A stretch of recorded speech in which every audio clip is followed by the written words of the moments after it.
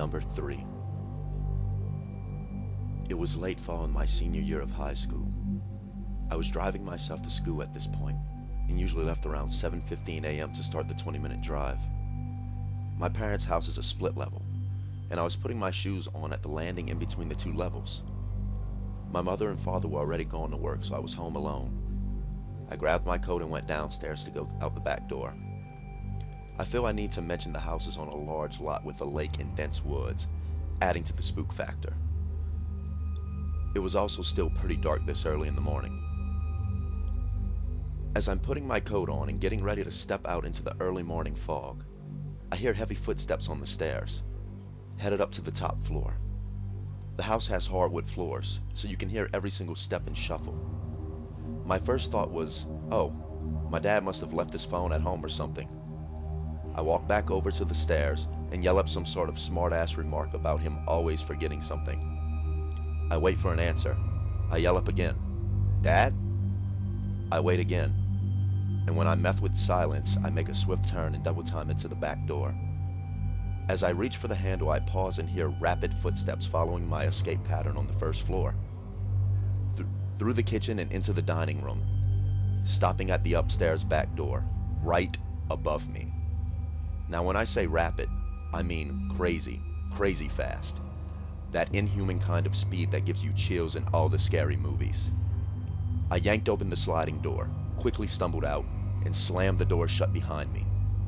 I ran to my car as quickly as I could, back it up and turn around in the driveway, and face the kitchen window. I stare for just a second or two, and notice one side of the curtains pull back just a little. I get a new wave of chills just as I see them thrown back down. Needless to say, I got the hell out of there. I've never been so scared in my life. I did end up calling my dad. He went home and checked the house. Nothing was amiss. No one in the house. All the doors locked and secured. So in a nutshell, totally unexplained occurrence. Number 2. 2 dorm mates in college were in the same science class. The teacher had just reminded them about the midterm the next day when one dorm mate, let's call her Julie, got asked to the big bash by the hottest guy in school. The other dorm mate, Meg, had pretty much no interest in going and, being a diligent student, she took notes on what the midterm was about. After the entire period of flirting with her date, Julie was totally unprepared for the test, while Meg was completely prepared for a major study date with her books. At the end of the day, Julie spent hours getting ready for the party while Meg started studying. Julie tried to get Meg to go, but she was insistent that she would study and pass the test. The girls were rather close, and Julie didn't like leaving Meg alone to be bored while she was out having a blast. Julie finally gave up, using the excuse that she would cram in the homework the next day. Julie went to the party and had the time of her life with her date. She headed back to the dorm around 2 a.m. and decided not to wake Meg. She went to the bed nervous about the midterm and decided she would wake up early to ask Meg for help. She woke up and went to wake Meg. Meg was lying on her stomach, apparently sound asleep. Julie rolled Meg over to reveal Meg's terrified face. Julie, concerned, turned on the desk lamp. Meg's study stuff was still open and had blood all over it. Meg had been slaughtered.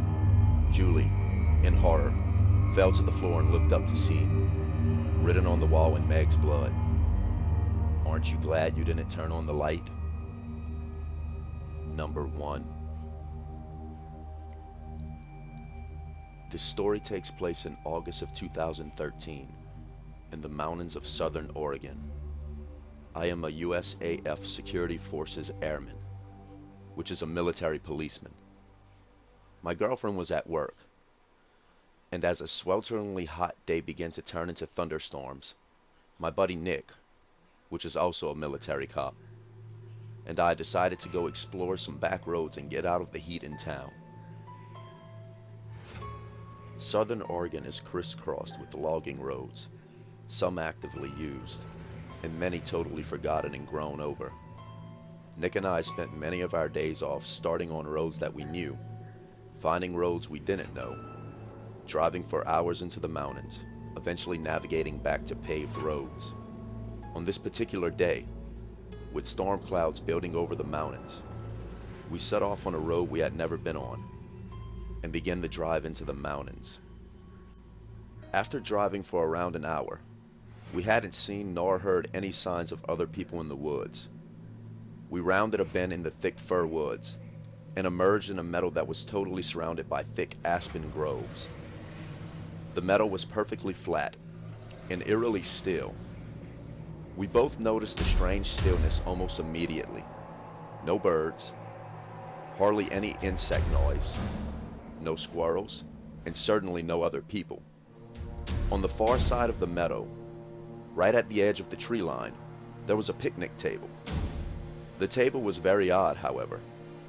It was painted a bright orange and was much larger than a typical picnic table in a park. Remarking on this, Nick drove through the meadow to get a closer look. I remember being apprehensive as we approached. The whole scenario was exceptionally strange. The overall silence of the aspen grove was unsettling. Also, it was nearly impossible to see far into the trees as aspens grow extremely close together. When we parked by the table, I hopped out of the passenger seat of the truck to check it out. I'm not very tall, only about 5'5". Regardless, the table was ridiculously oversized and practically unusable. The seats were nearly at chest level, meaning I would have to climb up to even sit on them. As I was looking at the table, Nick called me over to the truck, and I noticed he was looking back into the aspens. At first, I couldn't see what he was looking at, but then I noticed a splash of color that was completely out of place in the thick trees. A small one-man tent was set back in the trees, about 50 feet from the strange table. I had an initial feeling of dread, and felt certain that there was someone in the tent, and if we could see the tent, they could see us. There were no campgrounds in this area, no people, no main roads for miles. Surely someone camping so remotely would be, at the very least, a strange person. However, as we observed the tent, we didn't see any movement or hear any sounds coming from it. Nick suggested I call out. I didn't want to, but I did. "Hey, anyone in there?" I yelled. No reply. Feeling completely on edge, Nick and I thought about driving away and leaving this strange area. But we began to fear the worst. What if there was a body in the tent? What if somebody had gotten kidnapped? Foolish, I know, but we thought it all the same. After some debate, we decided to have Nick turn the truck around to drive away from the camp. Should we need to leave in a hurry, he would be waiting behind the wheel. With my heart pounding, I started walking through the trees towards the tent.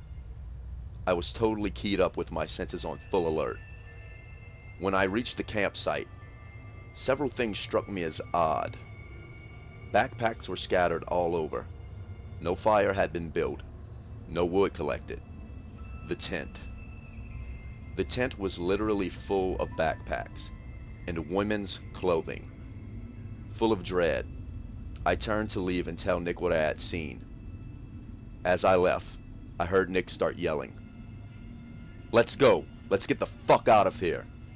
Not knowing why he was yelling, I ran back to the truck. When I broke out of the trees, I saw a beat-up old Ford Taurus on the road, blocking us from leaving the meadow. I immediately leapt into the passenger seat, and Nick floored the gas pedal. The car was occupied by 2 men. A third person was laying against the window in the back. As we drove across the meadow, the driver attempted to block us from the road, but Nick drove around them and accelerated the way we had came from. I looked back and saw the car attempting to turn around on the narrow road. Nick drove like a madman, and though I was honestly terrified that they would catch up, we hit the highway without seeing the car again. I still do not know if the person in the back was male or female. I called the state police, and they promised to send a trooper out to check out the scene. However, I received a call the next day from a trooper stating that the campsite, the backpacks, and the women's clothing were all gone. though he could tell people had been in the area. The strange table was still by the thick aspen grove. I have not returned to the area, and I do not intend to.